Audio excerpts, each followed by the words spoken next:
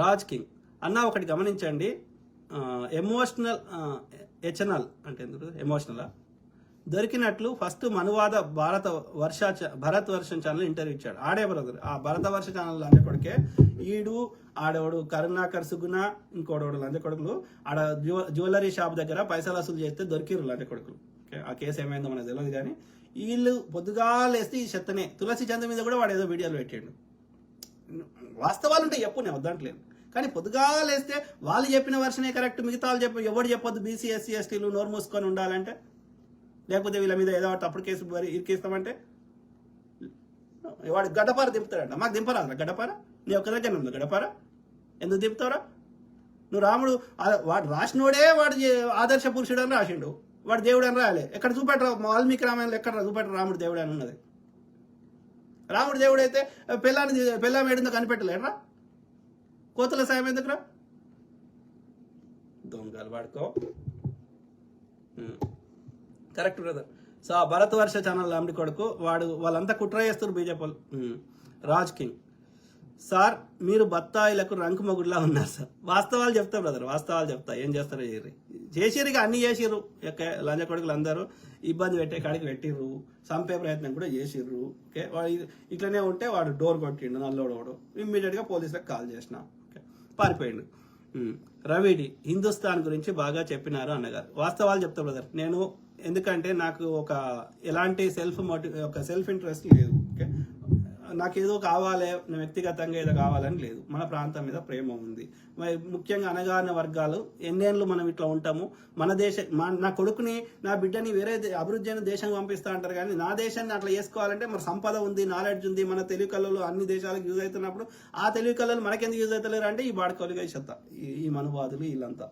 కాబట్టి వాళ్ళ యొక్క తప్పిదాలను ప్రతిరోజు ఎత్తి చూపెడుతుంటే ప్రజలు చైతన్యం చేస్తే మనందరం కలిసి కొట్లాడతాము అనుకుంటే మనల్ని వాడు పుస్తకం తప్పు ఇక్కడ వచ్చిన సమస్య ఏమవుతుంది, వాడు రాసిన పుస్తకం తప్పు రాసుకున్నాడు.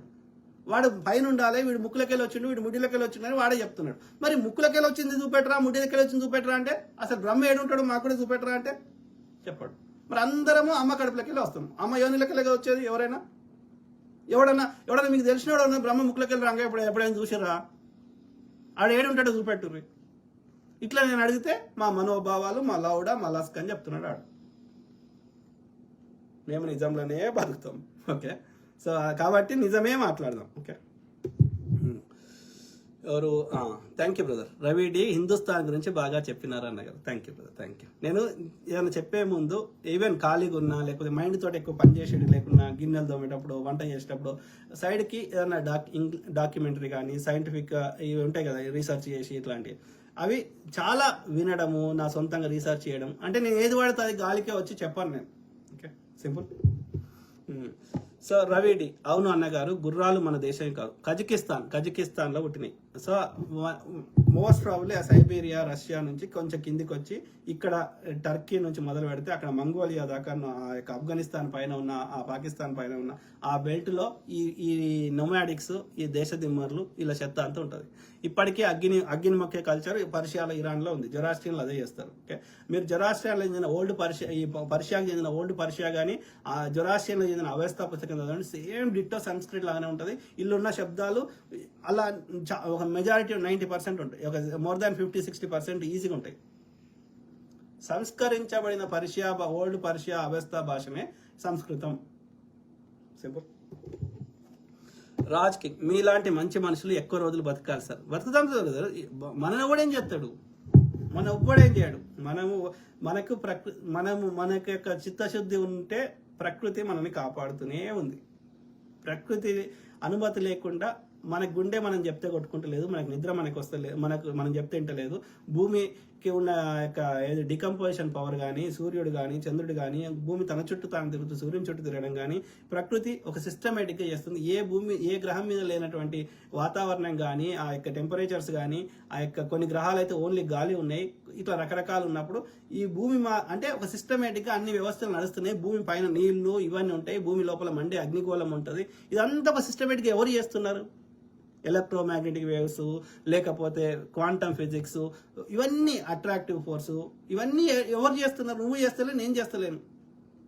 అంత పెద్ద చెట్టు మర్రి చెట్టు రావాలంటే ఇంత చిన్న గింజల దాని యొక్క ఫార్ములా రాసి ఉంటుంది. మన కడుపులో లక్షల కోట్ల బ్యాక్టీరియాలు ఉన్నాయి, ప్రకృతిలో ఎన్నో వైరస్లు. ఇవన్నీ ఎవడు చేస్తున్నాడు? నువ్వు చేస్తలే, నేను చేస్తలే. ప్రకృతి అనుకున్నది డైనోసార్లు వద్దు ఈ భూమి మీద అనుకుంటే తీసేసింది. అంటే ఈ విశ్వం అనేది ఒక సిస్టమేటిక్గా నడుస్తున్నప్పుడు నేను సావాలనుకుంటే సావను, నేను వద్దంటే ఉన్నాను. ఎన్నో కొన్ని కేసులలో అయితే అరే వీడు చచ్చిపోతాడు అన్న దగ్గర బతుకున్నారు. వాడు తిరుపతి పోయి దేవుణ్ణి మొక్కేసి వస్తుంటే ఆ యొక్క కిందికి వచ్చే లోపల చచ్చిపోయిన వాళ్ళు ఉన్నారు. కాబట్టి నేను ఏమంటున్నా, నేను సావాలనా బతకాలనా, నేను గుండె కొట్టుకోవాలన్నా ఆగాలనేది నా చేతిలో లేదు. ఓకే, నా ఎవరి నేనంటే నేను ఇక్కడ నా కేసు పెట్టుకున్నా కానీ ఎవరి చేయలో ఏది లేదు. కాబట్టి న్యూటన్స్ థర్డ్ లా ప్రకారం చర్యకు ప్రతిచర్య ఉంటుంది. For every action there is equal and opposite reaction. దానికే వాడు కర్మ అని పేరు పెట్టాడు. సింపుల్. కాబట్టి నేను ఏదైనా అనుభవిస్తున్నా అంటే అది నేను చేసుకున్న దాని ఫలితమే అని అర్థం. నేను సావాలంటే ప్రకృతి నేను I deserve to what I get, what I deserve, not what I desire. అంటే నేను కోరుకున్నది నాకు రాదు, నేను దేనికి అర్హున్నో అదే నాకు వస్తుంది. కాబట్టి నా చేతిలో లేని దాని గురించి నేను ఆలోచించను. ఎవడో సావాలని నేను కోరుకుంటే సావను, ఎవరో వద్దు అనుకుంటే నేను ఆగను. ఇఫ్ ఐ ప్లస్ ఒకటే గుర్తుపెట్టుకోండి, ఏ రోజైనా ఎప్పుడైనా సావచ్చు. రేపు పొద్దుగాల ఎవడైనా సావచ్చు, మనమే కాదు, మోడీ కూడా సావచ్చు రేపు పొద్దుగాల. So we don't know. వాళ్ళ సావర్కరు వాళ్ళ ఎడ్గేవాకారి వాళ్ళు ఉన్నాడా? సో కాబట్టి మనము చావు గురించి మన చేతులు లేని దాని గురించి, మనం కంట్రోల్ చేయలేని దాని గురించి మనం ఆలోచించవద్దు. సింపుల్. సో మనం ఆలోచించాల్సింది దేని గురించి? మనం చచ్చిపోయినాక కూడా మనం ఎంతమంది భూమి మీద గుర్తుపెట్టుకుంటారో గదే మన ఆస్తి. అందుకే చచ్చిపోయినోనికి కీర్తి శేషులు అని రాస్తావు. శేషం ఏందిరా అంటే నీ ఆస్తి ఏందిరా అంటే కీర్తి మాత్రమే. As simple as that.